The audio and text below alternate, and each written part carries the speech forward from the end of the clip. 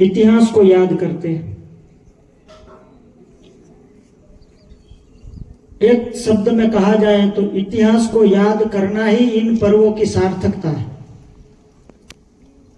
कहीं लोगों को ऐसा होता होगा कि जो बात हो गई तो फिर उसको बार बार क्यों याद करना, गड़े हुए मुर्दे को क्यों उखाड़ना कि ऐसा हुआ था वैसा हुआ था, इसकी जरूरत क्या है।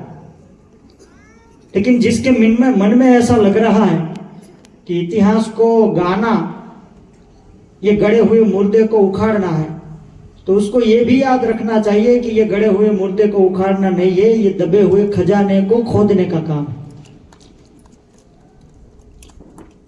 हमारे इतिहास में जो भूले हुई उस भूल को हम दोहराए नहीं, और जो अच्छा हुआ है उसमें से कुछ सीखकर हम पूरी मानव जात को फायदा पहुंचाएं।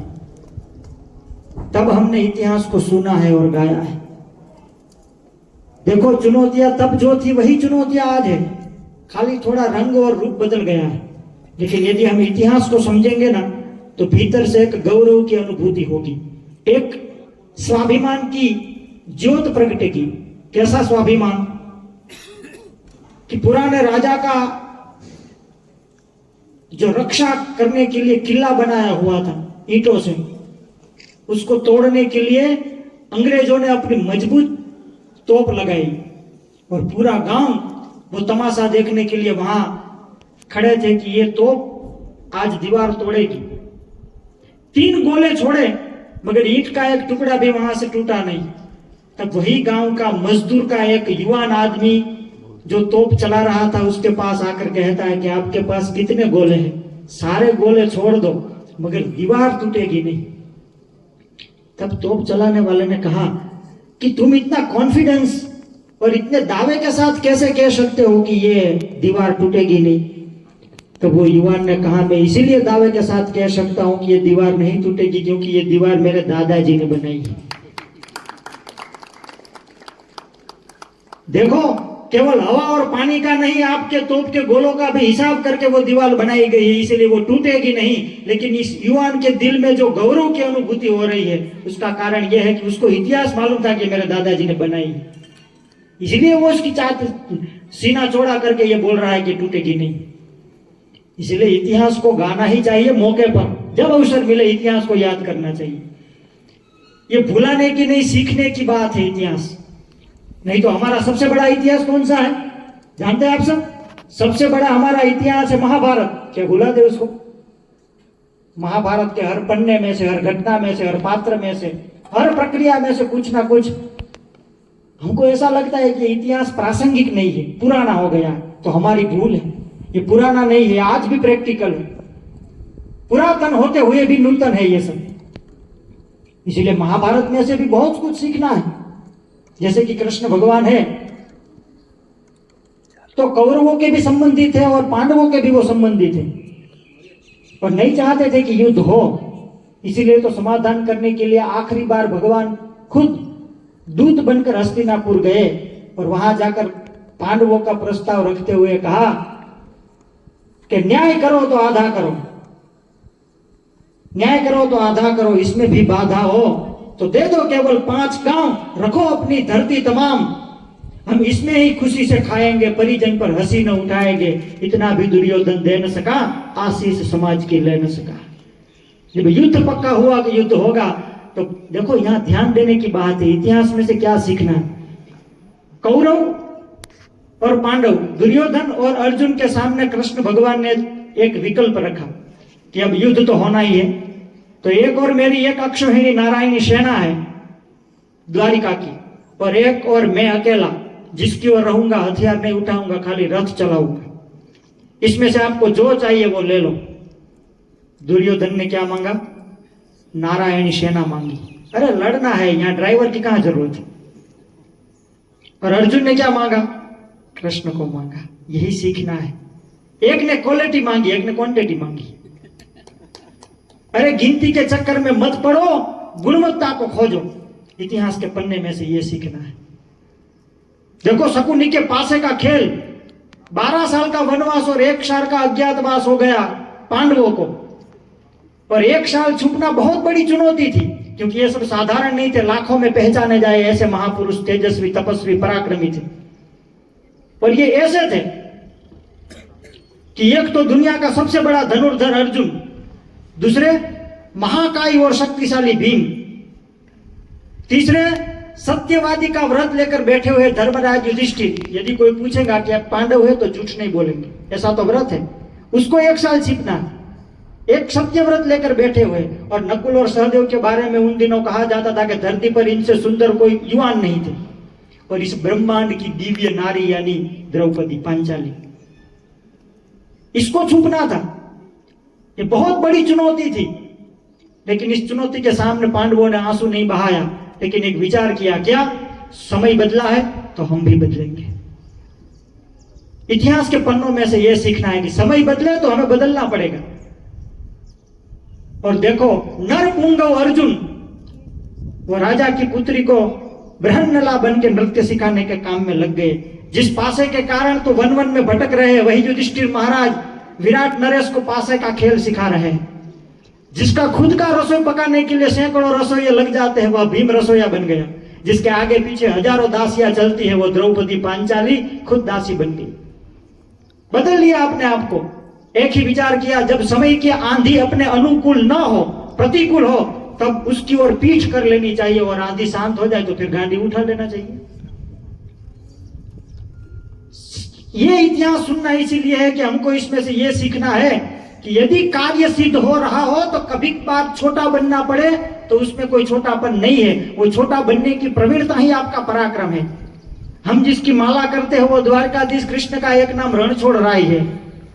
मथुरा के युद्ध में रण छोड़ के भागे थे, लेकिन ये भागने में कायरता नहीं, युक्ति थी। ये भी एक रणनीति थी, इसलिए वो रणछोड़ नाम भी जपने लायक है, धिक्कारने के लायक नहीं है। इसीलिए इतिहास से ये सीखो कि वक्त अच्छा हो तो मखफल पर कदम रखते हैं, नहीं तो आगों पर चलने का भी दम रखते हैं। वैसे रामायण के इतिहास में चले जाओ, कोई राजा महाराजा चलता है ना तो उसके मार्ग में फूलों की पंखुड़ियां बिछाई जाती, राजा के मार्ग में। लेकिन सीता और सीता राम चलते थे ना तो उसके मार्ग पर केसर बिछाया जाता था। लेकिन देखो, परिस्थिति ने ऐसी करवट ली, भवन में रहने वाले को वन में रहने की और केसर पर चलने वाले को कांटे पर चलने की परिस्थिति आई तो उसके पैर कांपे नहीं। जनक की पुत्री जब घर से जनक राजा विदा कर रहे थे तब क्या सपने आंखों में सजाए होंगे कि अयोध्या की महारानी बनने के लिए जा रही है हमारी बेटी।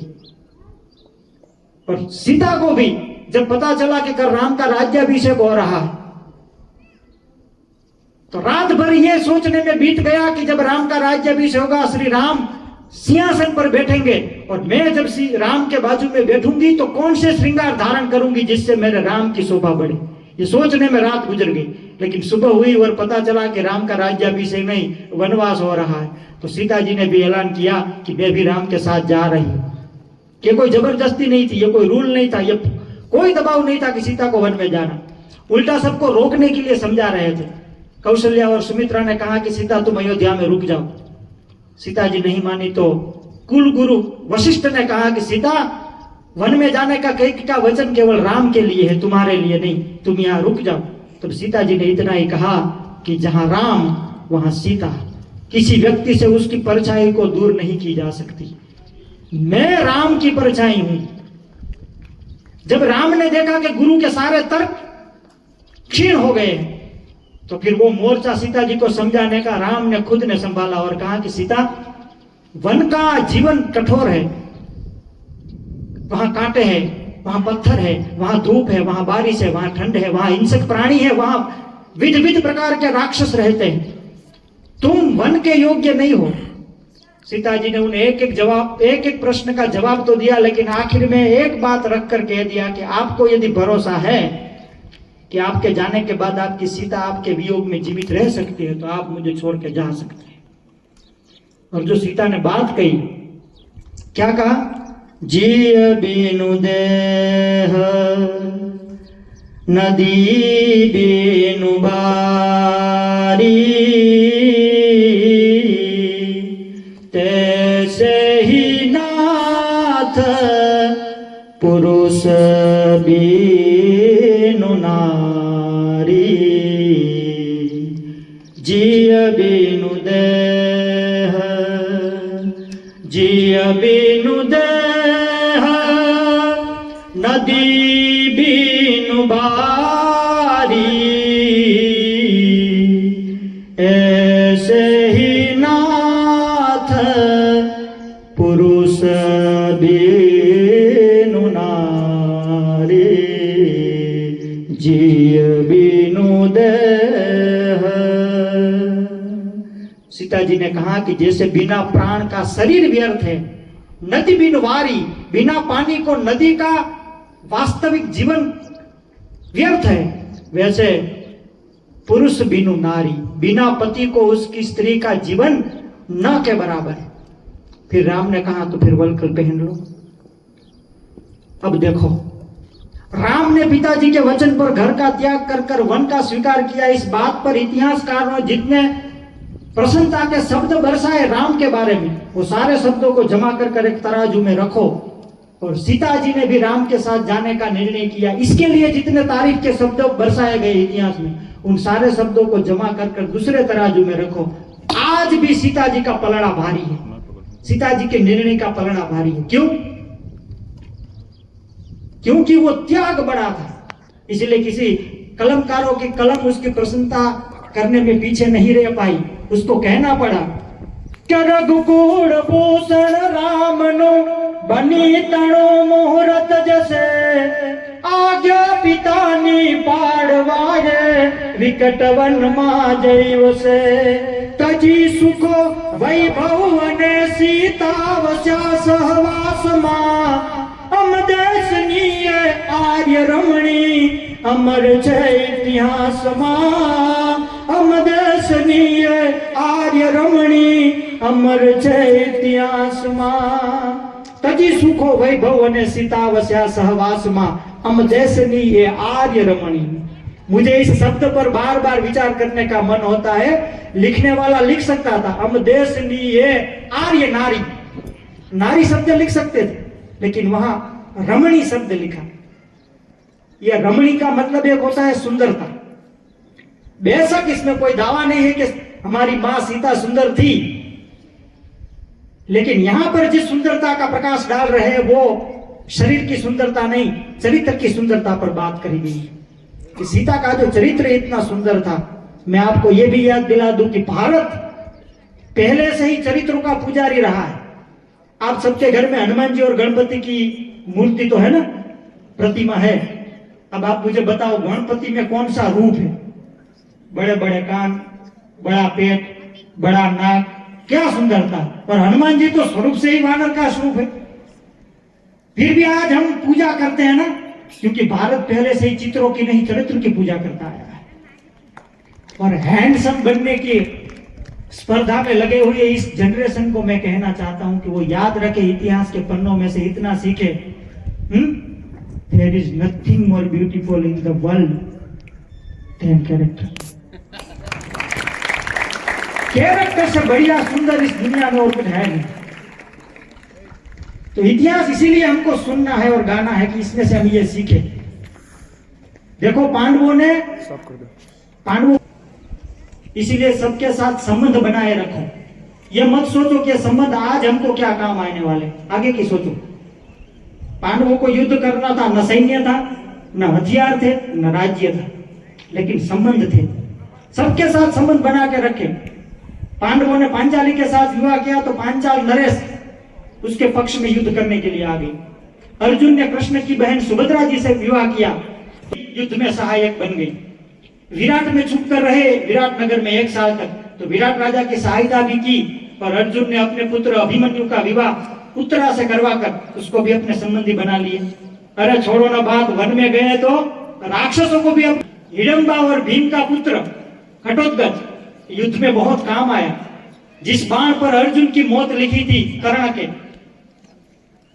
लेकिन भगवान ने घटोत्कच को युद्ध में खड़ा कर दिया कुरुक्षेत्र में, पूरी सेना को खाने लगा।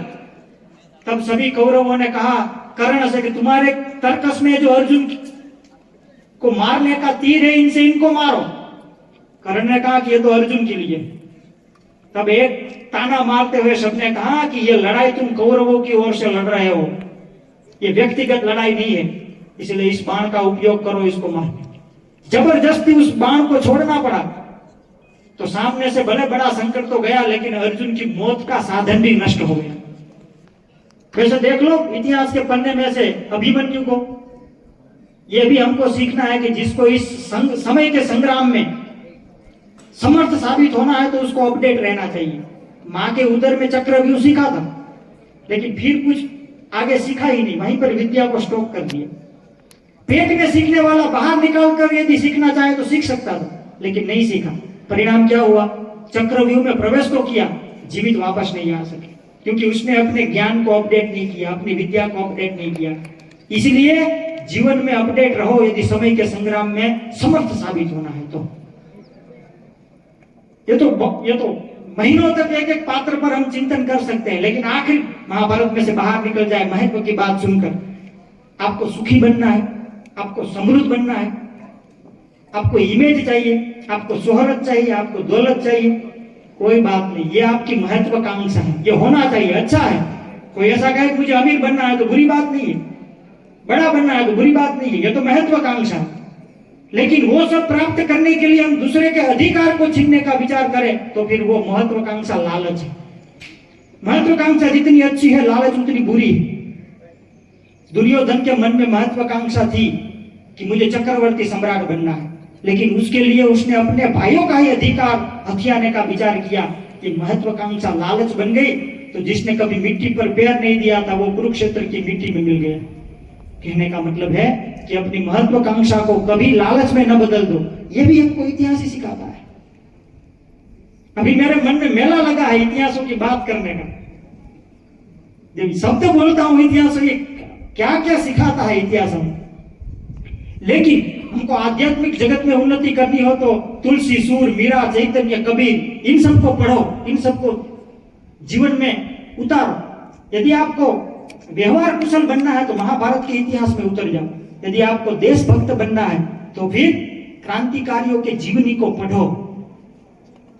भारत वीर प्रसूता है, भारत ने बहुत वीरों को जन्म दिया है, लेकिन एक बात को याद करके मन में थोड़ा दुख होता है कि हमारे इतिहास में, हमारी स्कूलों में, हमारे पाठ्य पुस्तक में अकबर और औरंगजेब जैसे डकैतों पर जितने शब्द खर्च कर दिए, इसमें हमारे इतने शब्द हमारे आजाद, सुभाष, इन सब क्रांतिवीरों को नसीब नहीं हुए। नहीं तो उसका समर्पण सबसे बढ़ चढ़ कर था। जब आजाद हिंद फौज बनाई नेताजी ने, तो अपने सिपाहियों से पहले भाषण में यही कहा था, सिपाहियों मुझे यह पता नहीं है कि यह स्वतंत्रता के युद्ध के बाद हम में से कितने लोग जीवित रहेंगे, लेकिन मुझे यह पूरा भरोसा है कि विजय हमारी होगी। इसलिए यदि हमारे मरने से भारत जी उठे तो हंसते हंसते मर जाना चाहिए। हे वीरो, हमारे खून पर ये इल्जाम ना आए, भारत में यह ना कहे कि वक्त पड़ा तो बेटे काम ना आए। ऐसे सब जुनून से भरे हुए थे। वैसे ही निडर आजाद, जिसको अंग्रेज ब्रिटिश गवर्नमेंट पकड़ने के लिए इनाम रख कर कहती है कि आजाद को जिंदा पकड़े उसको इतना इनाम मिलेगा। आजाद का भी पौन था क्या कि आजाद हूं, आजादी के लिए लड़ता हूं और आजाद रहकर ही मरूंगा, जीते जी अंग्रेजों के हाथ में नहीं आऊंगा। और एक समय ऐसा आया कि बगीचे में चारों ओर से घिर गए आजाद, सभी गोली खर्च कर दी, आखिरी गोली बची थी। वो दुश्मनों को मारने के लिए नहीं, दुश्मनों का घमंड तोड़ने के लिए और अपना स्वाभिमान बचाने के लिए खुद अपने सिर पर वो गोली उतार दी। ये थे, इसीलिए आजाद तुम्हारी हिम्मत के चर्चे गैरों की महफिल में है, सरफरोशी की तमन्ना अब हमारे दिल में है। ऐसी ही भाषा कुछ बोलते थे भगत सिंह। भगत सिंह ने ब्रिटिश सरकार से कहा था कि मुझे फांसी पर न चढ़ाया जाए, क्योंकि फांसी पर उसको चढ़ाया जाता है जो अपराधी हो, मैं तो क्रांतिकारी हूं, भारत का सिपाही हूं, मुझे चौराहे पर गोली मार दी जाए। क्योंकि इतिहास का विधान है कि जो सिपाही गोली खा के मरता है वो उसकी शान होती है। आखिरी घंटों में क्या हुआ था भगत जी की फांसी के, वो जानना, दोहराना इसीलिए जरूरी है।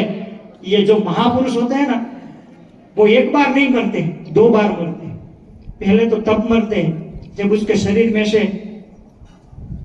प्राण छूटता है, उसके शरीर जब प्राण छोड़ देते हैं तब पहली बार मरते हैं, और दूसरी बार वो तब मरते हैं जब हम उसके जीवन में से कुछ सीखना छोड़ देते हैं, तब मरते हैं।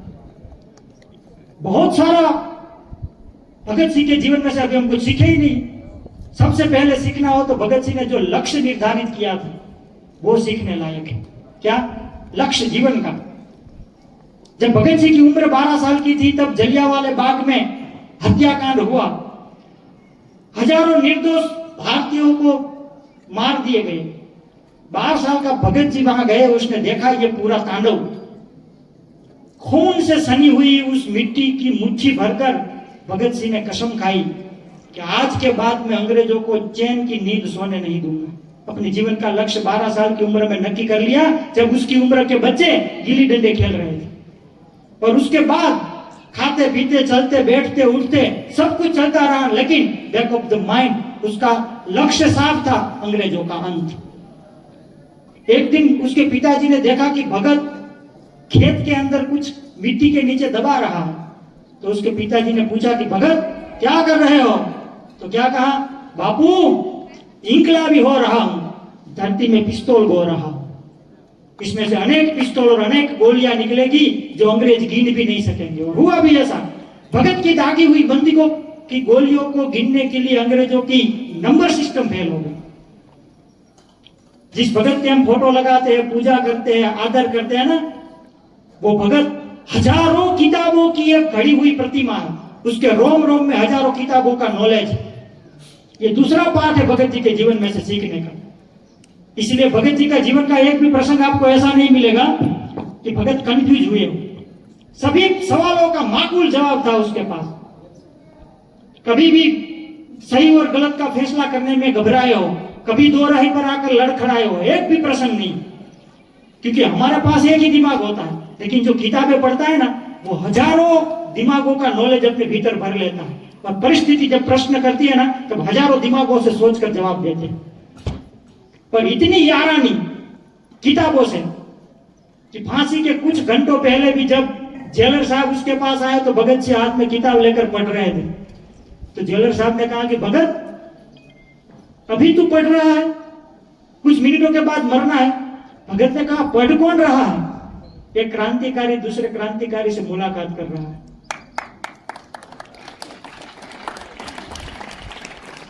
इसीलिए किताबों से मित्रता रखो, बहुत कुछ सिखाएगा। ये भी भगत जी हमको सिखाते हैं। और ऐसा भी नहीं था कि भगत जी रोमांटिक नहीं थे। युवान गबरू सरदार युवान। कभी पंडित चंद्रशेखर आजाद ने भगत सिंह से पूछा था कि भगत शादी के बारे में क्या विचार? तो भगत सिंह ने कहा था कि ये जन्म में तो टाइम नहीं, ये जन्म में तो हमारे पास मोहब्बत करने का टाइम नहीं है। ये जन्म में मोहब्बत करेंगे तो आजादी से करेंगे। हाँ, अगर दूसरा जन्म मिला तो एक ही काम करेंगे, तमाम उम्र महबूबा की गोद में गुजार देंगे, लेकिन ये जन्म नहीं। देखो, एक बार 16 साल के जब हुए, ये वो भगत बोल रहे हैं जिसने बंदूकें बोई थी, मगर अपने दिल पर कभी भी ये मोहब्बत का एक पौधा पनपने भी नहीं दिया, क्योंकि वो जानते थे कि आजादी के मार्ग में कभी भी कोई भी वक्त उड़ती हुई गोली आकर उसके दिल के धड़कने पर ऐतराज कर सकती है। इसलिए 16 साल की उम्र में उसके माता पिता ने उसको कहा कि भगत शादी कर ले। दबाव किया तो भगत जी को मालूम था सबको समझाया जा सकता है, मगर उस माँ को नहीं समझाया जा सकता, जो माँ हमारे पैदा होते ही हमारे सिर पर सेहरा देखने की सोच रखती। इसलिए भगत एक दिन घर छोड़ के भागे कानपुर। तो उसके पिताजी ने पूछा कि भगत तूने ऐसा क्यों किया? देखो, इसके जवाब में जो भगत बोलते हैं वो भगत नहीं बोलते हैं। भगत के जहन में घुली हुई सारी किताबें बोल रही, क्रांतिकारियों की किताब। उसने सावरकर को पढ़ा है, उसने गुरु गोविंद सिंह को पढ़ा है, महापुरुषों की जीवनी को पढ़ा है। जब पूछा कि भगत तू क्यों घर छोड़ के भागा, हमने शादी की बात की और तू घर छोड़ के भागा क्यों? तब भगत जी ने कहा कि देखो, गुलाम भारत में यदि मैं शादी करूंगा, गुलाम भारत में यदि मैं शादी करूंगा तो मेरी दुल्हन केवल मौत होगी, दूसरे की मांग में सिंदूर भरने का मुझे हक नहीं। और उसने मौत की मांग में सिंदूर भरा। मरते मरते अपनी माँ से इतनी तसल्ली देते गए भगत सिंह कि माँ तू मत रो, तू भगत सिंह की माँ है। माँ तू मत रो, तू तो भगत सिंह की माँ है। तेरा लाल मरकर भी मरेगा नहीं। लोग तो घोड़ी पर चढ़ के दुल्हन लाते हैं, हंसकर कोई फांसी पर चढ़ेगा नहीं। सबसे अलग दुल्हन लेने के लिए मैं जा रहा हूं। ऐसे तो अनेक वीर जवानों की गाथा है, पढ़ो। बहुरत्ना वसुंधरा है ये। हमारे यहाँ बालकों की शूरवीरता का इतिहास भी भरा पड़ा है। बालकों की ध्रुव, प्रहलाद, नचिकेता, कितने गिनाऊं। अरे भरत, शकुंतला और दुष्यंत का पुत्र। छोटी उम्र थी ना तब जंगल में जाता था और सामने शेर मिले तो उसका मुंह खोलकर दांत गिनता था। सुन रहे हो ना? दांत गिनता था कि इसके मुख में कितने दांत है। किसके? शेर के दांत गिनता था। पर घर आकर अपनी माँ को कहता है, माँ कल मैंने जो शेर के दांत गिने थे ना उसके तो इतने थे, लेकिन आज जिसके गिने इसका एक कम था। तो उसकी माँ कहती है कि तुम्हारी गलती में कुछ भूल रही होगी, कल फिर से गिन लेना। भूमिका ऐसी थी, इसीलिए फसल ऐसी है। आज का आप चिट्ठी काटे तो आपकी माँ कूद जाती है, हाँ सीटी स्कैन कराओ। मेरे जैसा समझदार डॉक्टर हो तो कहेगा अरे ये तो बहुत सीरियस केस है, सीटी स्कैन नहीं, इसको तो पोस्टमार्टम मांगता। चीटी काटे उसके लिए सीटी स्कैन। और इसकी माँ कहती है कि फिर से गिन लेना, कुछ गलती रह गई होगी। कैसे? कहां तक शब्द माला पिरोए, कहां तक करे कोई वर्णन हमारा। अरे सिंह के मुख में देकर हथेली, गणित सीख लेता था बचपन हमारा। बच्चों की यदि आप शूरवीरता, हमारा नचिकेता यमराज के दरबार में जाकर सवाल करने का सामर्थ्य रखता है कि मेरे प्रश्न का जवाब दो। और पसीना छूट गया, सारी दुनिया का पसीना छुटाने वाले का। जाओ उपनिषद में पढ़ो नचिकेता की कथा, ये इतिहास ही है। हमारे यहाँ सन्यासियों का भी कम नहीं रहा दबदबा। जिस इस भारत की सीमाओं पर सिकंदर देशों का खतरा मंडराने लगा, तब इस देश का चाणक्य जैसा सन्यासी ढाल बनकर बीच में खड़ा हो गया। इस देश की दीमक जैसे धननंद की सत्ता को पलट कर वहां पर चंद्रगुप्त को बिठा दिया। ये भी इतिहास है ना। और जो प्रहार किया, एक बात सुन लो, साधना का प्रहार दिखता नहीं है, मगर जो घाव गहरा देता है ना वो तो कोई धननंद से पूछो या तो कोई सिकंदर से पूछो, वो बताएगा। ये हमारा इतिहास है।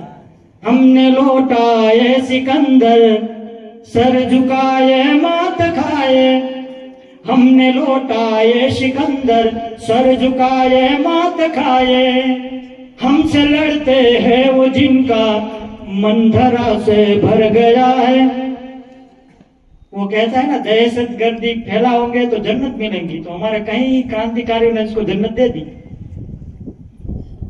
हमसे लड़ते हैं वो जिनका मन धरा से भर गया है। नरक में तुम जाके पूछ लेना बुजुर्गों से कभी भी, उनके माथों पर हमारी ठोकरों का ही बया है। कभी नरक में जाओ तो अपने बुजुर्गों से पूछना कि भारत के सिपाही का क्या हुनर है, तो उसके सिर पर जो हमारी ठोकर है ना वही बताएंगी। जूझना यमराज से आदत हमारी है पुरानी, उत्तरों की खोज में फिर एक नचिकेता गया है। देखो सिंह के दांतों से गिनती सीखने वालों के आगे, सिर कटाने की कला में क्या अजब है क्या नया है। ये शूरवीरता के पाठ हमको दूसरे से सीखने की जरूरत ही नहीं है, हमारे यहाँ बहुत समृद्धि है। आखिर में इतना ही कहना है कि हम तो इतिहास को बार बार सुनते रहो, पर किसके इतिहास सुनने हैं? जो इतिहास को जीते थे, उसके लिए प्राण से भी ज्यादा मातृभूमि की वैल्यू थी। इसीलिए वो यही कहते थे, क्या कहते थे कि देश से है प्यार तो हर पल ये कहना चाहिए, हम रहे या ना रहे भारत ये रहना चाहिए। हम रहे या ना रहे भारत ये रहना चाहिए। मेरी नस नस तार कर दो और बना दो एक सितार, राग भारत मुझ पे छेड़ो छनछनावो बार बार, देश से ये प्यार आंखों से छलकना चाहिए।